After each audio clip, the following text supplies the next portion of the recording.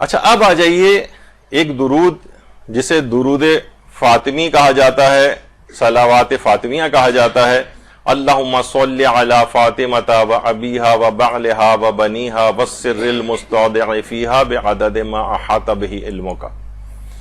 یہ والا جو ایک عظیم الشان درود ہے، ایسا زبردست درود ہے، ایسی اس کی تاثیرات ہیں، ابھی آپ گفتگو میں آگے چل کر سنیں گی. حضرت زہرا سلام اللہ علیہ فرماتی ہیں کہ پیغمبر اکرم نے ارشاد فرمایا، اللہم صلی علی محمد و علی محمد، یا فاطمۃ من صلی علیک غفر اللہ لہ والحقہ بہ حیث کنت من الجنہ. اے فاطمہ، جو بھی تم پر صلوات بھیجے پروردگار اسے بخش دے گا اور میں جنت کے جس بھی حصے میں ہوں مجھ سے ملحق کر دے گا. یعنی حضرت زہرا پر جب بھی صلوات بھیجی جائے پروردگار عالم فوری مغفرت کر دیتا ہے، اور آخرت میں نتیجہ یہ ہوگا کہ رسول اللہ کے درجے میں جہاں بھی رسول اللہ جس بھی اعلیٰ ترین مقام اور درجے میں ہوں گے وہ ان کا پڑوسی بن جائے گا. تو بہرحال یہ بہت ہی عظیم ثواب ہے. اور حضرت زہرا سلام اللہ علیہ خود فرماتی ہیں کہ مجھ سے میرے بابا نے فرمایا کہ جو کوئی بھی 3 روز تک مجھ پر اور تم پر سلام بھیجے تو اللہ اس پر جنت واجب کر دیتا ہے. راوی نے دریافت کیا یا یہ سلام کرنا آپ اور رسول خدا کی کیا زندگی کے حد تک ہے؟ حضرت زہرا نے فرمایا ہاں، اور ہماری وفات کے بعد بھی. تو اللہم صلی علی محمد و علی محمد. تہذیب الاحکام میں شیخ طوسی نے اس بات کو لکھا ہے. تو بہرحال بہت عظیم عبادت ہے. اور آیت اللہ سید عادل علوی جو کہ بہت ایک اہم ترین شاگرد تھے آیت اللہ مرشی نجفی کے. ابھی جب کرونا وائرس کا دور چلا تھا تو اس میں آیت اللہ سید عادل علوی کرونا ہی کی وجہ سے انتقال کر گئے تھے. 2 سال تقریباً ان کے ہوئے ہیں، 2-2.5 سال انتقال کو. تو انہوں نے ایک آیت اللہ مرشی نجفی کی پوری سوانح حیات اور ان کے جو وصیت نامہ تھا اس پہ ایک کتاب قباسات کے نام سے جو ہے وہ لکھی ہے، اور جس میں آیت اللہ مرشی نجفی کے حالات، اس میں آیت اللہ مرشی نجفی کے حوالے سے یہ بات نقل کی گئی ہے کہ نقل کی انہوں نے کہ اپنے بیٹوں سے انہوں نے بات کو فرمایا تھا کہ مجھے یہ صلوات فاطمیہ جو ہے، جو ابھی آپ نے بھی سنی، یہ خود امام زمانہ علیہ السلام نے مجھے تاکید کی ہے اس کو پڑھنے کی. اللہم صلی علی محمد و علی محمد.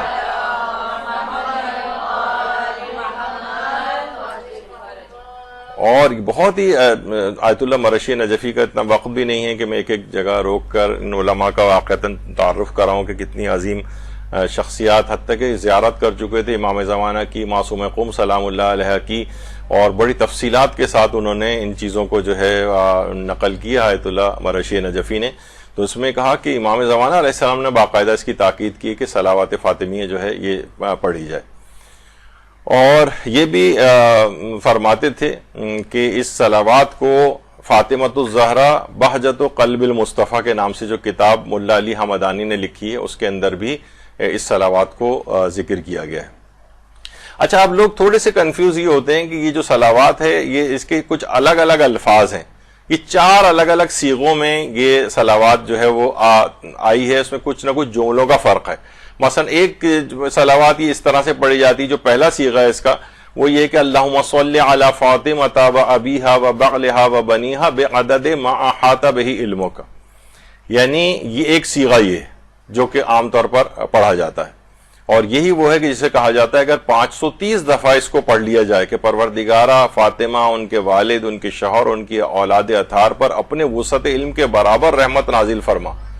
یہ اگر صرف اتنا جملہ بھی پڑھ لیا جائے اور 530 ٹائمز ہر پریشانی سے نجات انسان کو مل جاتی ہے. لوگوں نے جنہوں نے اس کے تجربات کیے ہیں 530 دفعہ کا عدد جو ہے وہ اس کو پڑھنے کے سلسلے میں کہا گیا ہے. اور کہیں کہیں 135 دفعہ شیخ بہائی نے بھی ذکر کیا ہے اس کو، لیکن بہرحال 530 دفعہ یہ زیادہ آیا ہے. اور صحیفۃ الزہرا کے نام سے علامہ ذیشان ظفر جوادی نے جو کتاب لکھی ہے اس میں بھی 530 دفعہ ہی اس کو ذکر کیا ہے. تو یہ پہلا صیغہ ہے اس کا. اچھا، اور دوسرا صیغہ اس میں تھوڑا سا فرق ہے، وہ ہے الہی بحق فاطمۃ و ابیہا و بعلہا و بنیہا والسر المستودع فیہا. یہ دوسرا صیغہ ہے، یعنی اس الفاظ سے بھی یہ والا درود آیا ہے. یہ 2 ہو گئے. اچھا، یہ پہلا اور دوسرا یہ جو دونوں صیغے ہیں یہ آیت اللہ علی معصومی حمدانی، جن کا وہ خوشبو والا واقعہ جو میں نے پیش کیا تھا، انہوں نے بھی اپنی اس کتاب کے اندر فاطمۃ الزہرا بہجت قلب المصطفیٰ کے نام سے جو کتاب لکھی ہے، تو یہ دونوں صیغے اس کے اندر بھی انہوں نے اس کتاب کے اندر بھی ذکر کیے ہیں۔ اچھا، ایک تیسرا صیغہ بھی ہے،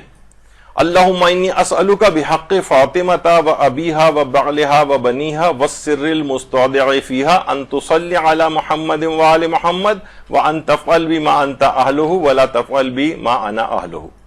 کہ پروردگار اپنی اس کے مطابق، شان کے مطابق مجھ سے سلوک کرنا، اور جو میں خود ہوں میرے مطابق سلوک نہ کرنا، آخر میں، ورنہ اوپر کا تو جملے تقریباً ویسے ہی۔ تو یہ تیسرا اس کا صیغہ ہے جو کہ، اور یہ سارے، ابھی چوتھا بھی میں پڑھوں گا، یہ کسی بھی الفاظ کے اندر اگر آپ پڑھ لیں تو وہ ہر طرح سے صحیح ہے۔ اور یہ والا جو صیغہ ہے، یہ جو تیسرا صیغہ، یہ جو ابھی آپ نے دیکھا، یہ آیت اللہ مرشی نجفی بھی فرماتے تھے کہ امام زمانہ علیہ السلام نے اس کی تاکید فرمائی ہے اور اس کو پڑھنے کو کہا ہے، حتیٰ کہ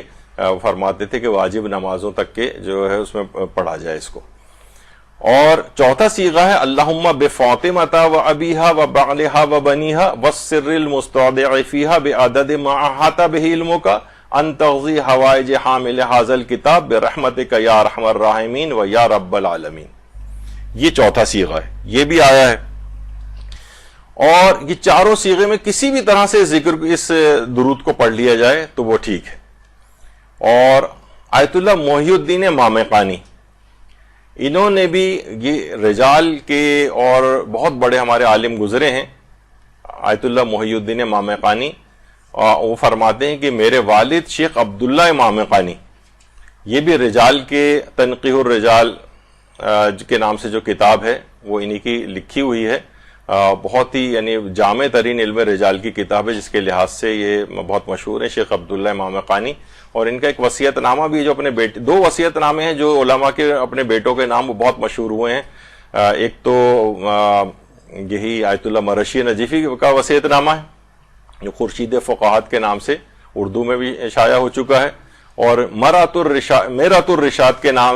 کے نام سے آیت اللہ شیخ عبداللہ مامقانی کا وصیت نامہ بھی ہے جو اپنے بیٹے کے نام انہوں نے لکھا تھا، یہ بھی بہت شہرت ہے اس کی۔ تو آیت اللہ عبداللہ مامقانی رجال کے اتنے بڑے ماہر، وہ یہ فرماتے ہیں کہ یہ والا جو درود ہے، جو بھی تیسرا اور چوتھا آپ نے بھی جو سنا، تو یہ ہمارے محمد ابن جمال الدین مکی جو شہید اول کے نام سے مشہور ہیں، بہت مدقق، ان کی کتاب جو لمع ہے، یہ اس کو پڑھے بغیر کوئی شخص اجتہاد تک بھی نہیں پہنچ سکتا۔ اتنے بڑے عالم نے اس درود کو جو ہے وہ نقل کیا ہے۔ ہمارے محمد ابن جمال الدین مکی، یہ وہ تھے کہ شہید بھی ہو گئے،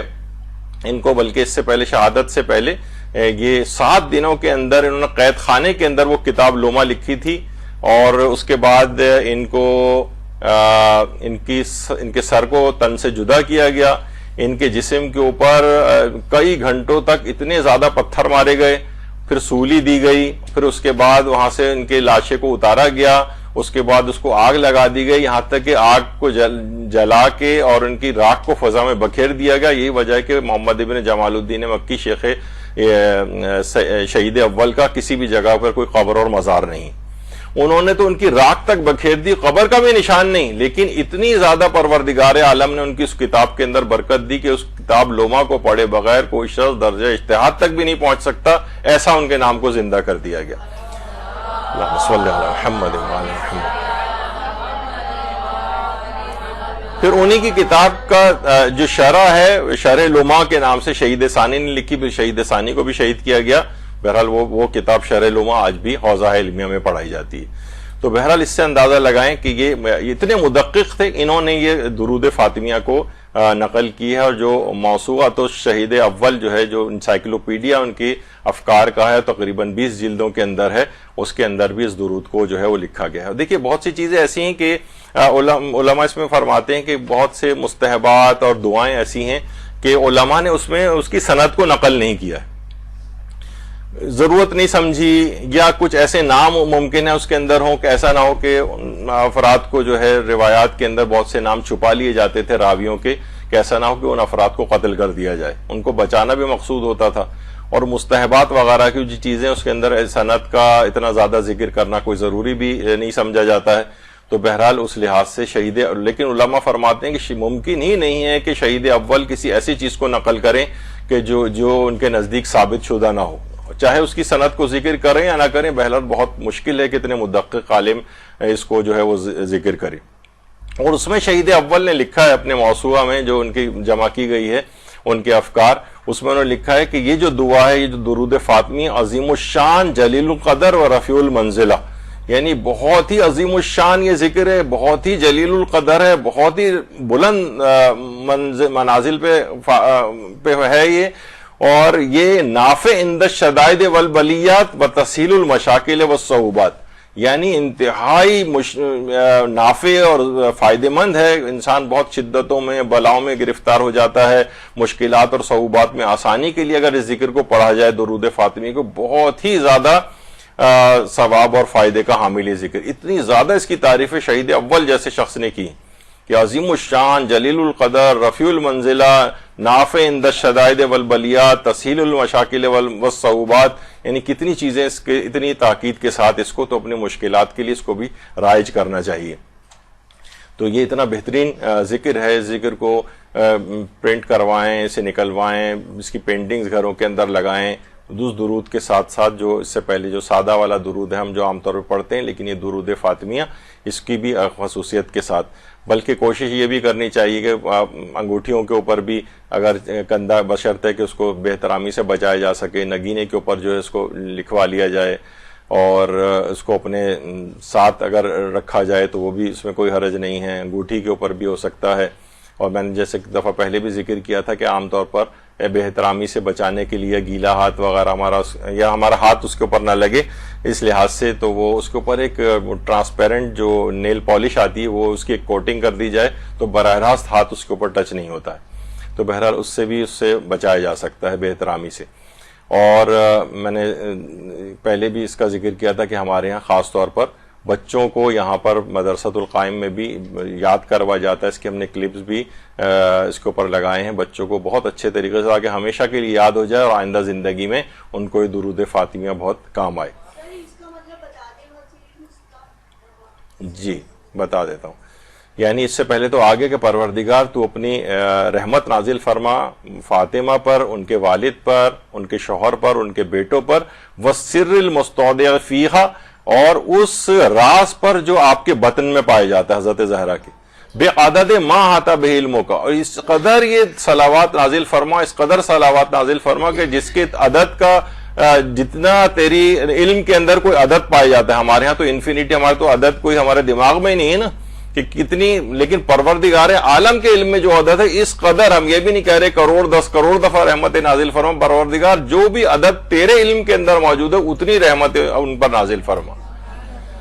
ابھی وَالسِّرِّ الْمُسْتَوْدِعِ فِيهَا کا بھی آگے چل کر آتا ہے۔ تو بہرحال یہ اس کی بڑی تاکید ہے، اپنے گھر کے بچوں کو سکھانا چاہیے، آتے جاتے اٹھتے بیٹھتے جو ہے یہ والا درود پڑھیں، بے تحاشا اس کے فوائد ہیں، اور بچوں کو تو لازمی یہ یاد کروانا چاہیے، ہم مدرسے میں یاد کروایا جاتا ہے ان کو۔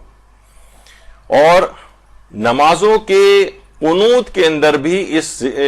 درود فاطمیہ کو جو ہے وہ پڑھا جائے۔ آیت اللہ مرشی نجفی خاص طور پہ کہتے تھے واجب نمازوں تک کے قنوت کے اندر اس کو پڑھا جائے، واجب نمازوں کے قنوت میں۔ اور آیت اللہ صادق روحانی سے بھی یہ سوال پوچھا گیا کہ کیا یہ دعا جو ہے وہ قنوت نماز کے اندر ہم پڑھ سکتے ہیں، یہی اسألک بحق فاطمہ و ابیہا و بالیہا و بنیہا والی؟ تو انہوں نے فرمایا کہ یجوز لا بعنوان الورود بل بعنوان الدعاء المطلق۔ وہ فرماتے ہیں کہ یعنی بالکل اس کو پڑھنا جائز ہے، نمازوں کو قنوت میں پڑھ سکتے ہیں، لیکن بعنوان ورود نہ پڑھیں، یعنی اس طور پر نہ پڑھیں کہ اللہ نے اس کا حکم دیا ہے یا ائمہ معصوم نے الگ سے اس کا حکم بیان فرمایا، یہ والی نیت آپ کی نہ ہو، اور مطلق دعا کے عنوان سے اس کو پڑھیں تو یہ بہت اچھا ہے اس کو اس طرح سے پڑھنا۔ تو اس میں نمازوں کے قنوت میں بھی آپ اس کو پڑھ سکتی ہیں۔ اور عمومی جو بھی دعائیں مانگی جاتی ہیں، اور خاص طور پر یہ درود پڑھنے کے بعد آپ جتنے بھی محتاجین ہیں ان کے لحاظ سے آپ بعض اوقات یہ ہوتا ہے نا کہ ہم ذرا اس قسم کا ہماری تھنکنگ ہو جاتی ہے ذرا سیلفش ٹائپ کی، تو کوشش یہ کیا کریں جو آیت اللہ محمد حسین طباطبائی بھی فرماتے تھے کہ وہ فرماتے تھے میں نے آج تک کوئی مجھے نہیں یاد پڑتا میں نے کوئی دعا اپنے لیے کی ہو. ہمیشہ دوسروں کے لیے دعا کریں تو اللہ ایک فرشتوں کو پیدا کرتا ہے, وہ کہتا ہے جو دعا تو نے دوسرے کے لیے کی ہے اللہ یہی دعا تیرے اپنے حق میں قبول فرما لے. تو کوشش یہ کریں کہ جو بھی آپ دعا کریں بالکل اس کو عام کر دیں. دنیا جہان کے مومنین کی صحت و سلامتی کی دعا مانگیں تو آپ کی بھی صحت و سلامتی خود بخود ہو جائے گی. دوسرے لوگوں کی شادیوں کی جن کی نہیں ہوئی ہیں ان کی دعائیں مثلا مانگنا تو آپ کے اپنی فیملی اور افراد کی جو اس سلسلے میں حاجت ہے وہ بھی پوری ہو جائے گی. دوسرے لوگوں کے رزق کی دعا کہتے ہیں میں نے اپنے لیے کبھی کوئی دعا مانگی نہیں, کیونکہ جب دوسروں کے لیے مانگتے ہیں نا, دیکھیں اپنے لیے تو ممکن ہے کہ رد بھی ہو جائے دعا, لیکن دوسرے کے لیے کی گئی دعا کبھی رد نہیں ہوتی. اور پھر اس کے بعد فرشتہ پیدا ہو چکا ہے جو وہ یہ دعا کرتا ہے کہ یہ دعا اس دعا کرنے والے کے اپنے حق میں قبول فرما لے. تو اللہ فرشتے کی بھی کوئی عمل ایسا نہیں ہوتا کہ اس کی دعا قبول نہ ہو, اس کی بھی لازمی دعا قبول ہو جاتی ہے. تو دوسروں کے لیے بھی یہ والا صلوات پڑھ کر صلوات فاطمیہ, یہ اس کے بعد پھر آپ دیگر جو محتاج ہیں یا جن کی حاجات پائی جاتی ہیں ان کو آپ ان کے لحاظ سے آپ اس کو توسل کے طور پر پیش کر سکتے ہیں. اور اس کو خاص طور پر 530 دفعہ کا عدد اس کے اندر بڑا اہم ہے, 530 دفعہ. اور یہ کہا جاتا ہے کہ فی مجلس واحد, یہ ایک ہی کوشش کریں 530 کا عدد ایک ہی جگہ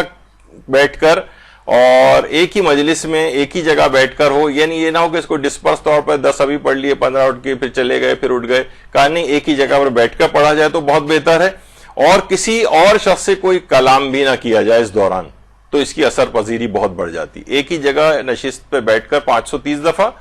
اور کسی سے اس دوران بات چیت نہ کی جائے, تو بہت یہ مجرب ہے حاجات کی قبولیت کے لیے. اور یہ بھی ملا علی حمدانی فرماتے تھے, وہ بھی اس کی بات کی تاکید کرتے تھے کہ یہ جو ہے یہ 530 دفعہ اس کو پڑھا جائے. بڑے بڑے علماء نے یہ عدد, خود ملا علی معصومی حمدانی نے بھی 530 دفعہ اس کو ذکر کیا ہے. اچھا, فاطمہ والسر المستودع فیہا, یعنی ان کے اوپر تو صلوات ہوئی آپ پہ, آپ کے والد پر اور آپ کے شوہر پر اور آپ کے بیٹوں پر, اور اس راز پر جو آپ کے بطن میں پایا جاتا ہے. اب یہاں پر سر المستودع فیہا سے کیا مراد ہے, وہ راز کون سا ہے آپ کے بطن میں؟ آیت اللہ جعفر مرتضی عاملی, ان کا بھی زیادہ عرصہ نہیں ہوا, صرف چند سال ان کے انتقال کو ہوئے ہیں, اور بہت ہی سینکڑوں کتابیں انہوں نے لکھی. اتنا بڑا عالم اور گزرے ہمارے جبل عامل لبنان کے تھے, تو وہاں پر جعفر مرتضی عاملی, تو ان سے بھی یہ والا سوال پوچھا گیا تھا کہ سر المستودع فیہا میں راز جو آپ کے بطن میں پائے جاتا ہے اس سے کیا مراد ہے. تو انہوں نے بہت ہی اچھا جواب دیا, فرمایا کہ اگر وہ راز ہمیں پتا ہوتا تو پھر وہ راز ہی کب ہوتا. تو اللہ نے یہ تو بتایا نہیں کہ وہ راز کیا ہے, تو اس میں صرف احتمالات ذکر کیے جاتے ہیں. عام طور پر 4 احتمالات ہیں اس کے, جن میں 2 جو سب سے زیادہ اہم ہیں. ان میں تو ایک احتمال تو ہے کہ اس سر سے مراد, اس راز سے مراد امام زمانہ علیہ الصلوۃ والسلام ہے, جو آپ کے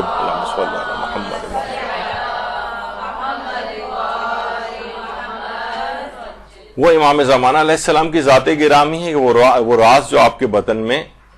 موجود تھا. اور دوسرا کہا جاتا ہے حضرت محسن ابن علی, اللہم صلی علی محمد. ایام فاطمیہ بھی چل رہے ہیں, اب شروع ہو رہے ہیں, اور تو ان سے مراد یہ جب بھی آیت اللہ بہجت کہتے تھے کہ ظالموں نے اس قدر اس میں ظلم کیا ہے کہ نسل حضرت جو حضرت زہرا ہے ان کی 1/4 جو تھی وہ اس نسل کو ہی ختم کر دیا, ورنہ سادات حسینی, سادات حسنی, ایک نسل سادات محسنی کے نام سے بھی ہوتی, لیکن وہ ان ظالموں نے جو ہے ان کو شہید کر دیا. تو وہ راز سر المستودع فیہا سے مراد حضرت محسن علیہ السلام. اور حضرت محسن یہ کہا, ہمارے ایک عالم ہیں قطیف کے ضیاء الخباز, انہوں نے پورے ریسرچ ایک آرٹیکل بھی لکھا ہے سر المستودع فیہا پہ کہ اس سے مراد کیا ہے, اور بہت ساری تمام احتمالات کو جو ڈسکس کیا اس میں انہوں نے کہا زیادہ نظریہ جو پایا جاتا ہے وہ حضرت محسن کے سلسلے میں ہے. اور یہ حضرت محسن کی قبر کہاں ہے؟ روایت میں حضرت امیر المومنین کے مطابق حضرت محسن کو خانہ حضرت زہرا میں دفن کیا گیا تھا، جس جگہ حضرت آج حجرہ ہے مسجد نبوی میں حضرت زہرا کا بہت قوی احتمال یہ ہے کہ حضرت محسن وہیں پر ہی مدفون ہے۔ تو جو ہم درود فاطمی پڑھتے ہیں اس میں سر المستودع فیہا سے مراد حضرت ایک احتمال یہ ہے کہ اس سے مراد حضرت محسن علیہ السلام ہے۔ لیکن آیت اللہ خوئی سے جب پوچھا گیا تھا صراط النجات فی اجوبۃ الاستفتاء جو ان کی کتاب ہے شیخ جواد تبریزی اور آیت اللہ خوئی کے جو استفتاءات پر مشتمل، اس میں آقا خوئی نے جواب دیا کہ ان کا زیادہ رجحان یہ ہے کہ اس سے مراد امام زمانہ علیہ الصلوۃ والسلام کی ذات گرامی ہے۔ صلی اللہ علیہ وسلم۔